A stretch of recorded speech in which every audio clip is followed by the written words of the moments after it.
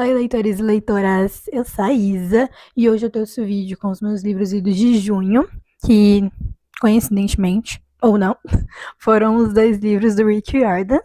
Nem gosto dos livros do Rick, imagina! Não, que isso, jamais! Então, se você gosta de recomendação de livros, se você gosta dos livros do Rick também, já vai deixando o seu like e se inscrevendo no meu canal. E se puder também, compartilhe esse vídeo e deixe seu like se você gostar. O primeiro livro que eu li foi A Pirâmide Vermelha, que é o primeiro livro da trilogia Crônicas dos Kane. Nele a gente acompanha a história dos irmãos Kane, Sadie e Carter, onde depois que a mãe deles dois acaba morrendo, eles acabam crescendo separados. O Carter vai morar junto com o pai, que é um egiptólogo, e ele faz várias viagens, vai a museus, fazer pesquisas. Então, Carter vive ali junto com o pai dele, viajando o mundo. Enquanto a Sadie acaba indo morar em Londres e é criada pelos avós dela. Mas os dois irmãos, eles sempre acabam se reencontrando no Natal, onde o pai deles, né, o Julius, junto com o Carter, vai para Londres para passar um tempo junto com a Sadie. E nesse Natal específico, nessa véspera de Natal, ao que se passa o livro, o pai deles vai, né, junto com o Carter, para Londres e ele leva os 2 filhos para um museu, acho que artefatos egípcios, algo assim. E lá ele acaba dizendo pro filho deles uma frase que nem eles entendem. Ele diz para eles que ele vai arrumar tudo, consertar tudo, fazer ser como era antes. E ele acaba indo para um artefato que eu não lembro o nome agora direito, acho que é alguma coisa com roseta, algo assim, pedra de roseta, algo assim, não lembro direito o nome agora. Mas ele fala para os filhos ficarem longe, para eles não irem até lá, e ele meio que faz um ritual, algo do tipo assim, que também os das crianças não entendem nada. E ele acaba invocando um ser misterioso, e depois disso o cara simplesmente some, e acontece uma explosão naquele museu. E autoridades são chamadas, polícia, que acaba levando os dois de volta para casa dos avós. Lá eles acabam sendo ajudados pelo Amos, que é um cara que eles sentem que já viram, mas eles não lembram direito quem é, por que ele tá ali, ou se eles realmente já viram, como se fosse uma memória meio vaga que eles não conseguem lembrar direito. Mas esse cara acaba ajudando os dois e, no meio do caminho, revelando para eles que os deuses egípcios existem e toda a magia em volta deles é verdade e existe. Assim, como todos os livros do Rick Riordan, que eu já li, eu gostei muito. Meu Deus, eu amo a escrita dele, é maravilhosa, sério. Eu acho que é algo muito, muito legal de ler, muito fluido. E eu super acho que essa história, se tivesse lido ela mais nova, com, sei lá, uns 11, 12 anos mais ou menos, eu super teria acreditado que era real. Porque, diferente dos outros livros do Rick, essa história, ela é contada como se fosse uma narração, como se é uma coisa que aconteceu, e os dois irmãos fizeram um áudio contando ela e mandaram para autores publicarem. E quem publica é o Rick Riordan. Então, assim, se eu tivesse lido isso com 10 anos, eu teria acreditado tranquilamente, tá? Eu teria completamente acreditado. Até no começo do livro tem uma frase que no começo não faz sentido, mas depois, no final do livro, nos últimos capítulos, você entende por que ela tá lá, que é uma frase que ele diz que você tem que ir numa escola aleatória e colocar em um armário a senha 12, 32, 33, se eu não me engano. E tem um motivo lá, mas assim, eu super acreditaria. Eu ia chegar na minha escola, eu ia colocar essa senha no armário e eu ia jurar que algo mágico ia acontecer. Eu ia acreditar fielmente. Então, assim, se você conhece alguma criança, assim, adolescente, por favor, recomenda esse livro. Porque, assim, tenho certeza que vai amar e ainda por cima vai acreditar que é completamente verdade. Vai acreditar que é completamente verídico.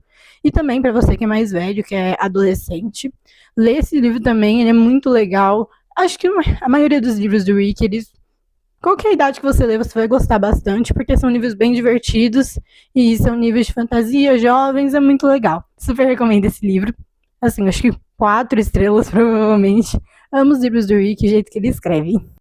O segundo livro que eu li foi Magnus Chase e os Deuses de Asgard, que na verdade é uma releitura, porque eu li ele ano passado em português e eu li esse ano em inglês, para usar como desculpa para reler o livro. Que no caso esse aqui é em português E esse daqui, amarelo, é a versão em inglês.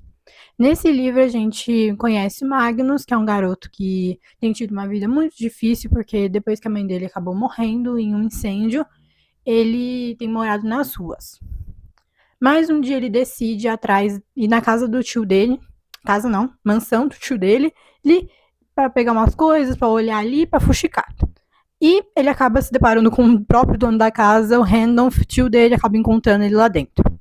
E revela para ele que ele basicamente é filho de um deus nórdico e que as lendas dos vikings eram reais, deuses e gigantes existem, eles estão se preparando para o Ragnarok, que é basicamente o juízo final dos contos nórdicos.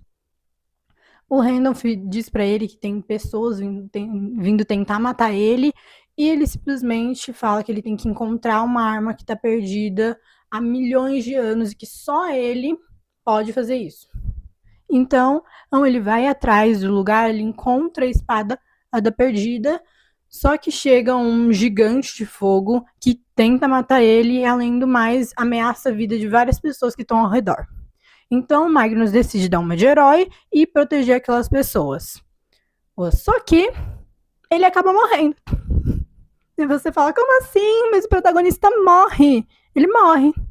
E daí ele vai parar em Valhalla, que é basicamente um lugar, um castelo, assim, uma mansão, onde ficam as pessoas que morreram de maneira honrosa, protegendo pessoas ou em guerras, que agora elas se tornam guerreiras de Odin, que é o deus dos deuses na mitologia nórdica, e agora essas pessoas têm que elas estão ali meio que para treinar, para se preparar para o dia do juízo final, que é o Ragnarok, para lutar contra os gigantes de gelo. Agora a missão do Magnus ali naquele hotel, apesar que as pessoas não acreditem nele, acreditem que ele nem sequer era para estar lá, que ele foi escolhido errado, que nem era para ele ter sido levado para aquele lugar, é adiar o Ragnarok. Porque no caso, na mitologia nórdica, você não consegue impedir que o Ragnarok aconteça, porque ele é meio que uma coisa que está premeditada, é como se fosse uma profecia, tipo, vai acontecer, não tem como impedir, vai acontecer. Então, no caso, tanto na mitologia nórdica mesmo, quanto nesse livro, o que ele tem que fazer é adiar o Ragnarok, tipo, tentar fazer que aconteça o mais longe possível, ver essa batalha, para que os heróis que estão nesse lugar consigam se preparar. E basicamente é isso que o Magnus faz nesse livro. Ele tem que tentar impedir os planos do Stuart, que é aquele gigante de fogo, que é o rei do gigante de fogo, assim, e também os planos do Loki, que na guerra, né, nesse Ragnarok, ele é quem lidera os gigantes de gelo. Assim, é um livro maravilhoso. Eu amo esse livro. Com certeza um dos meus livros preferidos. Eu amo esse livro, sabe? Principalmente porque, assim, o Magnus, ele, com todo respeito, ele é um grande idiota. Porque, assim, a gente tá acostumado, às vezes, com aqueles heróis, adolescentes, principalmente, que, tipo, o cara ganhou uma espadinha, ele tem 15 anos, o cara vai lá, ganha de todo mundo, ele faz tudo certo, ele não questiona nada, ele queria estar ali. O Magnus não, tipo, ele nem queria estar ali. A pessoa fala pra ele, você é o herói, ele, eu? Por que eu? Por que não podia ser o fulano ali? Porque tem que ser eu? Como assim? Não. E basicamente, ele também não entende nada do que tá acontecendo. As pessoas falam sobre coisas de mitologia nórdica pra ele. Ele não entende. Falam palavras em nórdico antigo. Ele não entende nada. O bichinho completamente perdido. E também, assim, pra mim, o melhor dessa história. Eu falo, tipo, cara, se isso aqui não te convence a ler esse livro, eu não sei o que vai convencer você. Por quê? Sabe a arma mágica que eu tava falando, que tava perdida há milhões de anos? A espada fala. A espada fala. Tem nome e canta Taylor Swift. Se você achou que dava pouco a espada falar e ter nome, ela canta Taylor Swift, cara. Você vai estar lutando, ela vai começar a cantar Shake It Off. Ela vai começar a cantar The Fate of Ophelia. Então, assim, você quer coisa melhor do que uma espada falante? Impossível, cara, como assim? E eu amo todos os personagens principais, nossa, são maravilhosos. Eu simplesmente sou apaixonada pelo Hearthstone, gente. Meu Deus, se eu pudesse, eu colocava um pôster do tamanho de um carro dentro do meu quarto, com uma imagem dele. Meu Deus, eu colocaria. Ele é incrível, ele é maravilhoso, um personagem incrível, eu amo ele. Então, espero que eu tenha conseguido te convencer a ler esse livro, tá? Porque, assim, em todo mundo panfleto os outros livros, mas quase ninguém fala de Magnus Chase. E eu fico embasbacada com isso. Como assim, gente? Como assim? Tudo bem, entendo. O Percy Jackson é um cara legal. Mas o Magnus é mais.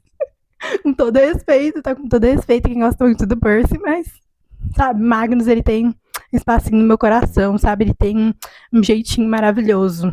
De loiro burro, talvez. Talvez, mas ele é maravilhoso. Então, esses foram os meus 2 livros lidos de junho. Espero muito que vocês tenham gostado dessas 2 recomendações. Então, dito isso, leiam livros do Rick, tá? Leiam livros do Rick Riordan, principalmente se você é para adolescente. Você tem que ler. Você é obrigado. É obrigatório um leitor que é adolescente ler livros do Rick, senão você tá todo errado. Tá tudo errado. Por favor, leiam livros do Rick. Então, se você gostou desse vídeo, deixe seu like e compartilhe esse vídeo também. E me segue no Insta, tá? Me segue no meu Instagram também. Foi esse o vídeo, pessoal. Um beijo e até o próximo vídeo.